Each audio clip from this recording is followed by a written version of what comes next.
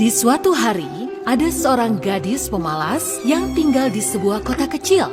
Gadis ini tidak suka bekerja, kecuali hanya duduk sepanjang hari di depan cermin dan berhayal.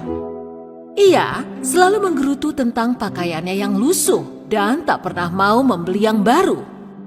Suatu hari, gadis pemalas itu pergi ke pasar. Ketika sedang melintasi jendela toko, ia bertubrukan dengan seorang gadis bernama Karen. Mereka berdua jatuh ke tanah bersamaan. Sepatu merah Karen yang bersinar tertangkap oleh mata si gadis pemalas. Sepatu itu adalah sepatu yang ia idam-idamkan. Wah, aku sangat suka sepatumu. Oh, benarkah? Terima kasih. Iya, menurutku sepatu ini memang sangat cantik. Bisakah kau memberitahuku di mana kau bisa mendapatkan sepatu itu? Karen menjelaskan tentang sepatunya yang hanya satu-satunya yang dibuat khusus untuknya. Gadis pemalas sangat sedih ketika mendengar itu.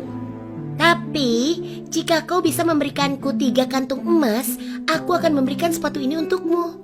Gadis pemalas menerima tawaran itu dan mengatakan dia sebenarnya orang kaya walaupun tidak punya emas sebanyak itu. Namun gadis pemalas yang belum pernah bekerja sebelumnya mendapatkan pekerjaan di toko roti keesokan harinya.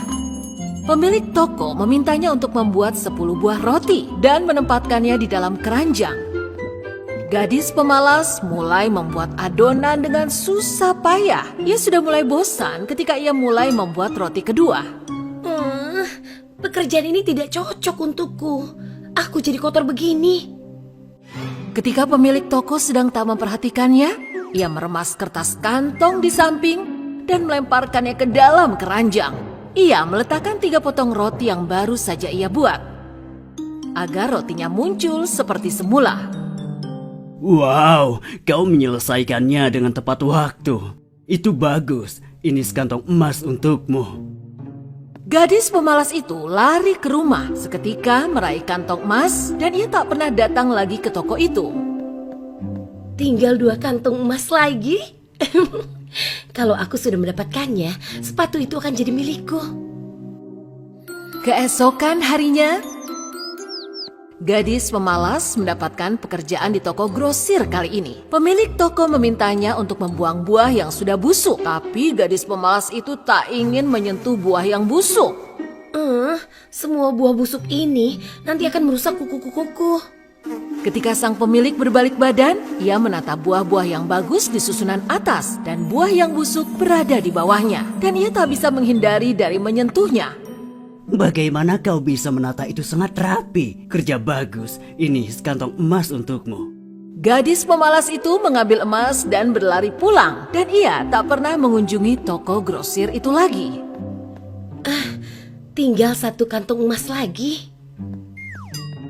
Gadis pemalas sangat kelelahan dan bosan dengan bekerja. Lalu ia tertidur. Ketika berhayal di dekat jendela, ia membayangkan ia menari di pesta besar.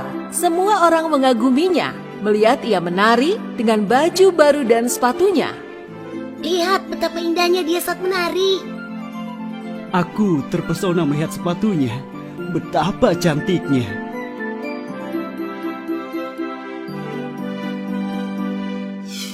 Gadis pemalas tiba-tiba terbangun. Aku harus menipu 1 orang lagi agar aku bisa mendapatkan 1 kantung emas lagi. Ia segera pergi ke pasar. Kali ini ia mendapat pekerjaan di tukang jahit. Pemilik memintanya untuk menjahit tambalan pada rok dengan warna yang tepat. Tapi gadis pemalas itu memilih warna yang tidak cocok untuk setiap tambalan dan tak pernah berhasil menjahit dengan benar. Jari-jariku jadi sakit karena jarum ini. Aku sudah tidak tahan lagi. Gadis pemalas mengumpulkan semua rok itu dan menyembunyikannya di samping. Ketika pemilik datang dan menanyakan, ia mengatakan pada pemilik dari pemilik rok yang datang. Mereka sangat menyukai tambalannya. Oh, luar biasa. Bagus. Ini dia untuk kerja kerasmu. Sekantung emas untukmu.